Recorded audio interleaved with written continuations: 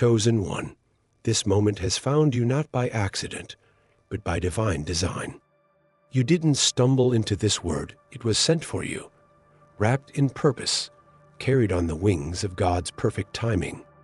There is a holy urgency in the air, stirring in the spiritual realm, and heaven has paused to whisper directly into your soul, it's time. Your season of delay is ending. Your breakthrough is not a distant dream, it is here, knocking. And now, God is calling you to open the door with faith wide enough to let it all in. Before we go deeper, I want you to pause for just a moment. Let this be the beginning of something sacred.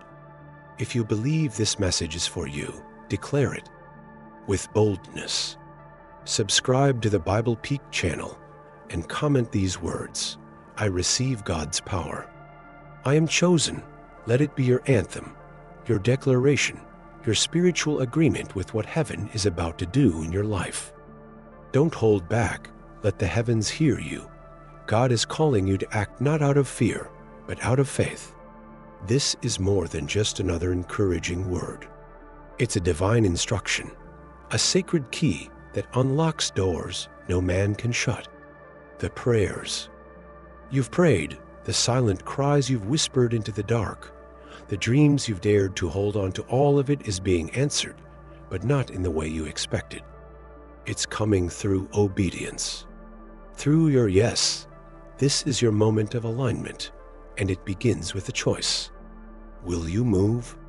Will you trust? Will you believe that what God promised is not only possible, but already prepared? Because heaven does not operate on chance. It operates on covenant. And you, chosen one, are in covenant with the Most High. This final step, this divine action God is asking of you, might seem small in the natural, but in the spirit, it is thunder. It is a shift in the atmosphere.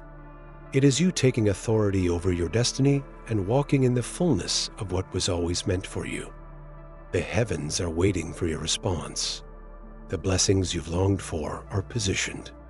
Now God is simply waiting on your movement. Do not let doubt delay your destiny. Do not let fear steal the moment that was created for your breakthrough. You have come too far, endured too much, and grown too deep to turn back now. You are not brought through fire to remain in the ashes. You are refined for the rise. You are broken only to be rebuilt into something greater than before. This next level isn't about getting something. It's about becoming someone. The version of you who is fearless, faithful, rooted in God's word, a vessel for miracles, a conduit of peace, a walking testimony of what God can do with a heart that refuses to quit. Yes, the enemy tried to stop you. He tried with distractions, with setbacks, with betrayal and pain. But he failed. Because what God ordains, no enemy can destroy. You are still here, still standing, still believing. And that is proof enough that the promise still lives. Everything you faced has been preparation for this divine invitation. Not to just believe in miracles, but to live in them. Not to just hope for breakthrough, but to carry it. To walk in the fullness of what has been written in the heavens since before you were born. This is your moment to align with heaven, not just in prayer, but in power. To agree with what God has already decided about you. That you are worthy. That you are called. That you are chosen. Don't let the simplicity of the step cause you to underestimate its significance. Whether it's writing down your intentions, praying at the sacred hour, or surrendering your will, God is using it as a spiritual doorway into your next season. It's not about performance. It's about posture, about humbling yourself before God and saying, Lord, I trust you. You are not stepping into something ordinary. You are stepping into transformation, into divine clarity, into a flow of favor and grace that changes everything it touches. This isn't just a new chapter. This is a whole new book, a divine rewrite of your story, marked by abundance, peace, and spiritual authority. So rise, chosen one. Step forward with expectation. Let your heart swell with faith. Heaven is watching. Angels are waiting. God is ready. And everything you've walked through has led to this divine invitation. Say yes with your voice. Say yes with your heart. Say yes with your action, because your breakthrough is not coming, it's here. There are moments in life when it feels as though everything stands still. You pray, you fast, you believe, and yet the heavens seem quiet. But what if the silence is not denial, but direction? What if the stillness is not resistance, but alignment, waiting to be activated? You see, chosen one, in the kingdom of God, there is a flow and invisible current of divine timing, prepared blessing, and heavenly orchestration. And to tap into that flow, God doesn't ask for perfection. He asks for obedience. Obedience has always been the bridge between prophecy and manifestation. It's not about dramatic movements or loud declarations. It's about that still, quiet yes in the unseen places. The kind of yes that doesn't need an audience. The kind of surrender that happens when no one is watching. This is the type of obedience that causes heaven to respond with fire. God is not moved by performance. He is moved by posture. When your heart bows before His will, when you trust Him enough to act even when it doesn't make sense, you activate spiritual momentum. Abraham didn't know where he was going, he just went. Noah had never seen rain, he just built. Mary didn't understand the full picture, she just believed. Every major move of God began with someone who said yes before they saw the outcome. And so it is with you. The final instruction God gives you before breakthrough often doesn't look like much. It might feel ordinary, small, unremarkable. But in the spiritual realm, obedience is the loudest sound you can make. It echoes through dimensions. It tears down barriers. It opens gates that have been closed for generations.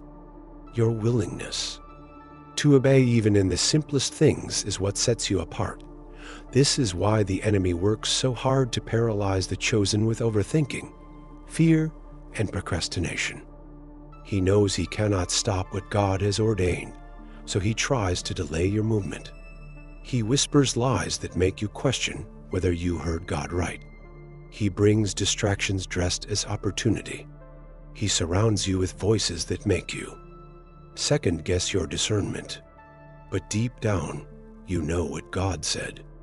You've heard His whisper, felt His tug, and now is the time to trust it. Obedience may not make sense in the natural, but it never has to. You're not walking by sight. You are walking by revelation, by the divine knowing that God's ways are higher, His timing is perfect, and His instruction never returns void. What looks foolish to others will prove to be wisdom in the hands of the faithful. There is a flow waiting for your step, a divine alignment of resources, people, favor, and clarity waiting for your yes. Every time you move with God, you meet grace. You meet provision. You meet unexpected doors opening in places you never thought to knock. But the door won't open until you walk.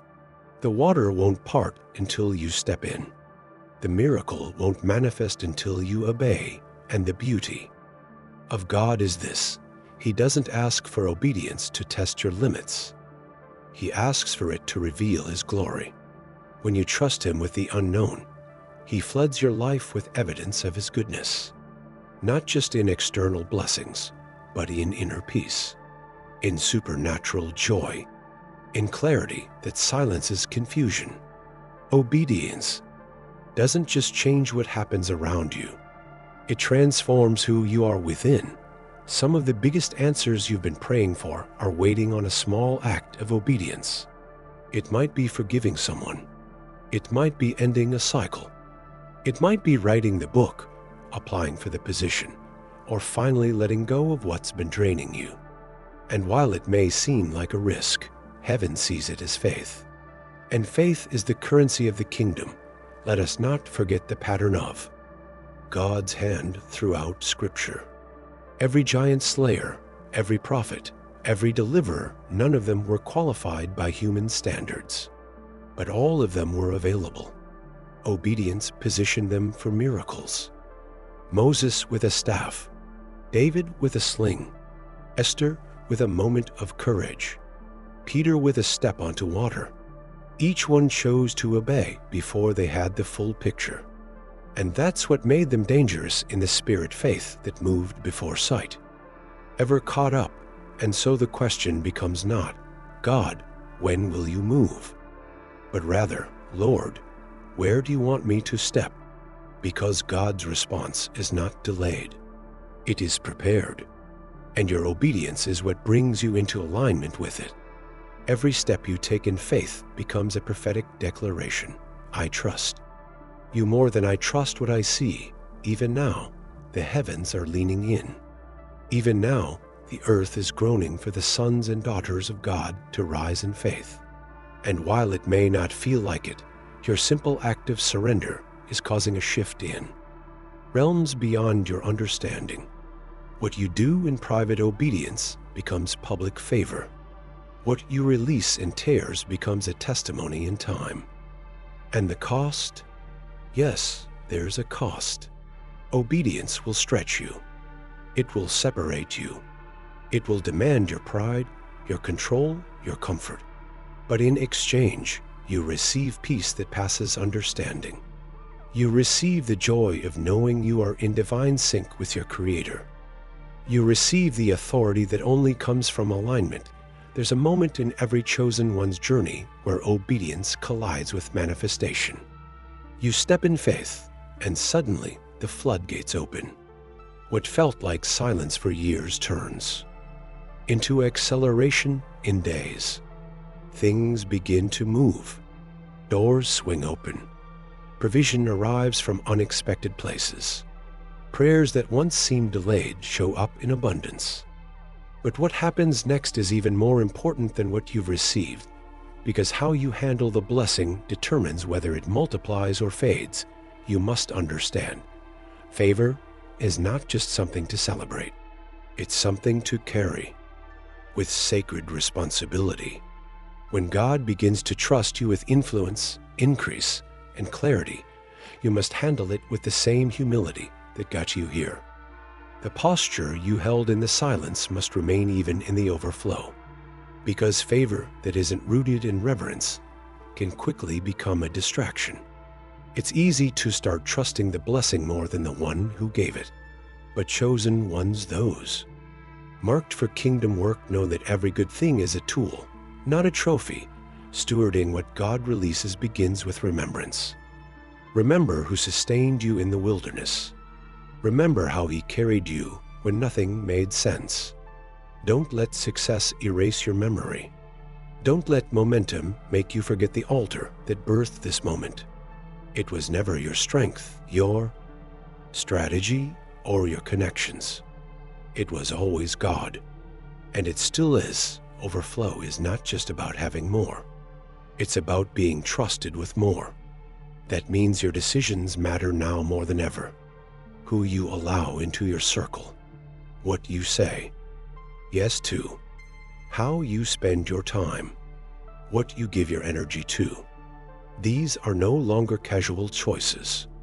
They are kingdom strategies. Because what's flowing through your life isn't just for you, it's for everyone attached to your obedience. The influence you now carry will reach people who are hungry, broken, confused. Some of them won't tell you how much you matter, but they'll watch you. They'll draw strength from your consistency. They'll find God in your stability. That's why you can't afford to treat this season casually. You're not just favored. You're assigned. Increased visibility is not just about attention, it's about assignment. The more people see you, the more responsibility you carry to reflect God's character. That doesn't mean you have to be perfect. It means you must stay positioned. Stay submitted. Stay grounded. There will be pressure to perform, to impress, to become someone you're not.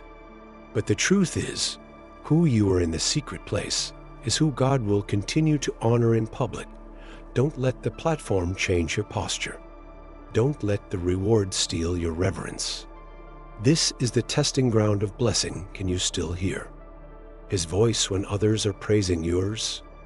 Can you still say no to what's good in order to protect what's God? Because not every opportunity is divine. Some are designed to dilute you.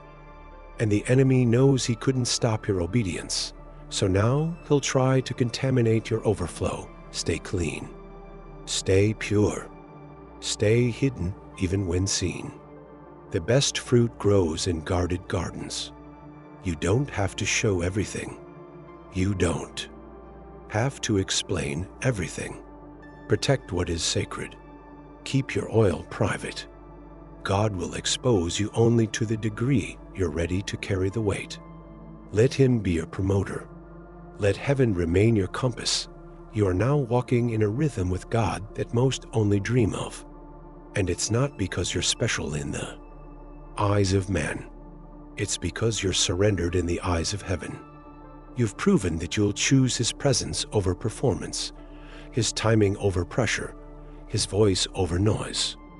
And that's what made you trustworthy. Now you're seeing restoration, relationships healing, purpose returning, strength rising.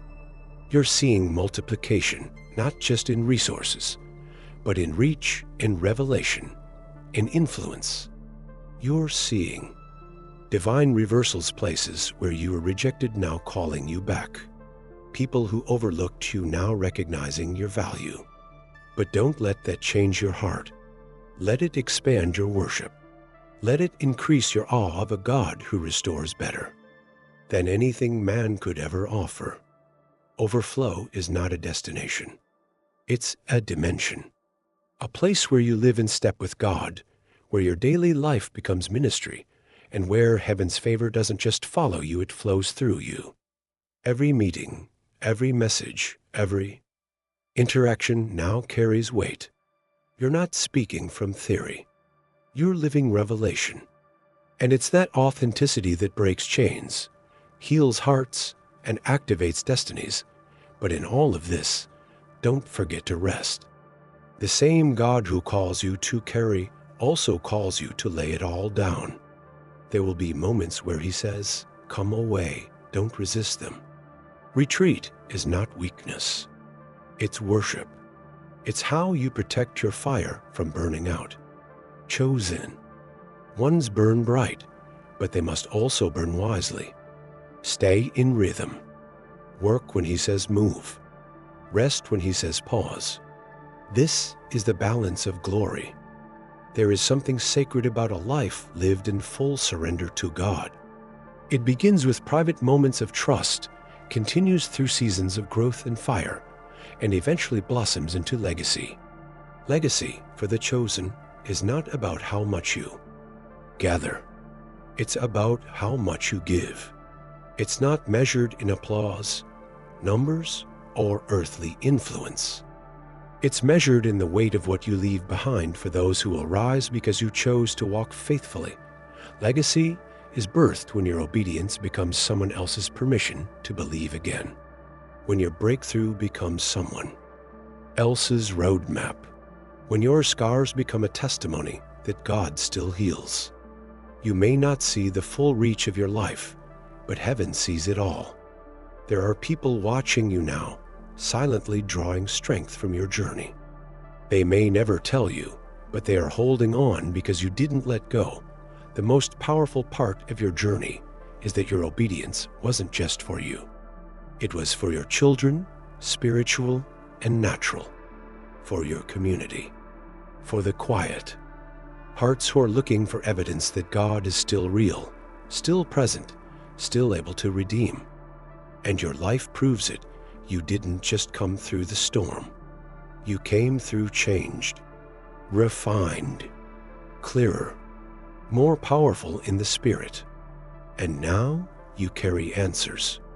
You carry wisdom that only comes through walking with God through seasons where no one else could go with you. That wisdom isn't to be hoarded. It's to be poured into conversations, into moments, into the next generation. You've become a bridge. Chosen one, a bridge between what was broken and what will be restored, a bridge between old cycles and new beginnings, a bridge between confusion and clarity, a bridge between religious noise and the living voice of God. And now your legacy lives in every soul you impact, every prayer you release, every word you speak with grace and fire. You are planting seeds that will grow into trees of healing, strength, and hope for those who come after you. This is how heaven moves through willing hearts like yours. Even in your quiet moments, God is still multiplying what you've sown in faith. You may not always feel the magnitude of your influence, but it's unfolding beyond your awareness.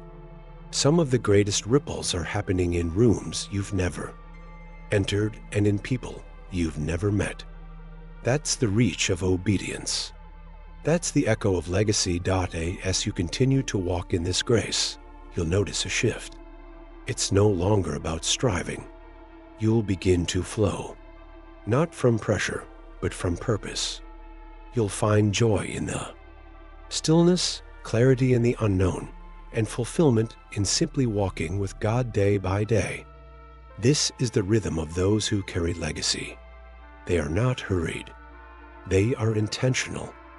They know that each moment matters, that each word carries weight, that each action ripples through time. You will be asked to pour into others, to mentor, to uplift, to stand in the gap, not from a place of exhaustion, but from overflow. You are no longer surviving. You are sustaining. You are not running on fumes. You're being fueled by a deeper connection to the Spirit of God. You are no longer afraid of the future. You are shaping it, and when your time in this world draws near its end, you will not leave empty. You will leave poured out, not because you gave up everything for people, but because you gave everything to God. And He used it to heal people, restore homes, birth callings, and ignite flames in hearts that once sat in ashes. Let your legacy be written, not just in what you accomplished, but in how you loved, how you listened, how you worshiped when no one saw, how you forgave when it hurt, how you remained pure when others compromised, how you kept praying even when the answers were slow. Let your legacy be the glow of someone who stayed close to God through every season. You're chosen, not just to rise, but to raise others. You are favored, not just to receive, but to give. You are anointed, not just to shine, but to guide. Your legacy is already in motion. Heaven is recording every moment. Earth is responding to your obedience. And generations will thank God that you said yes. So walk boldly, speak truthfully, love deeply, and never stop pouring, because the flame inside you is not just for now, it's for always. And its light will never go out.